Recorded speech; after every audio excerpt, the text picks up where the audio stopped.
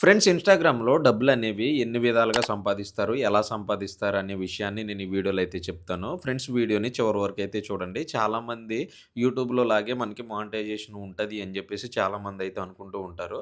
So, అసల ఎలా వస్తాయి డబ్బులు? ఎలా సంపాదిస్తారనేవి నేను ఈ వీడియోలో చెప్తాను. వీడియోని చివరి వరకైతే చూడండి. ఫ్రెండ్స్ ఫస్ట్ ఆఫ్ ఆల్ అసలు మనం ఇన్‌స్టాగ్రామ్‌లో డబ్బులు సంపాదించాలి అంటే మెయిన్‌గా మనకి ఉన్న ఒకటే ఒక్క సోర్స్ అనమాట. అది కూడా బ్రాండ్ ప్రమోషన్స్.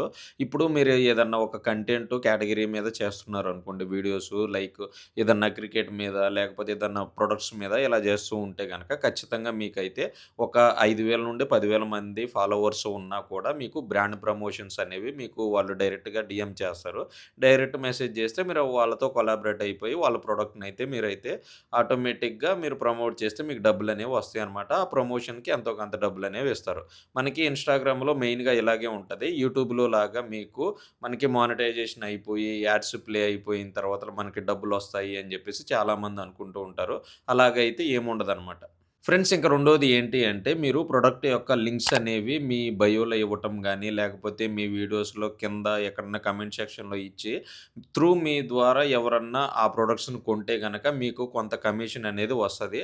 అమెజాన్ గానీ, ఫ్లిప్‌కార్ట్ గానీ ఈ లింక్స్ అనేవి అందులో మీరు పిన్ చేయటం వల్ల ఏమవుద్ది అంటే, ఆటోమేటిక్‌గా ఎవరన్నా కొనుక్కుంటే దాని నుంచి కొంత కమిషన్ అయితే మీకైతే వస్తదనమాట. ఫ్రెండ్స్ ఇంకా మూడోది ఏంటి అంటే, బోనస్ మానిటైజేషన్ అని జెప్పేసి మనకి ఇన్‌స్టాగ్రామ్‌లో అయితే ఉంటదనమాట.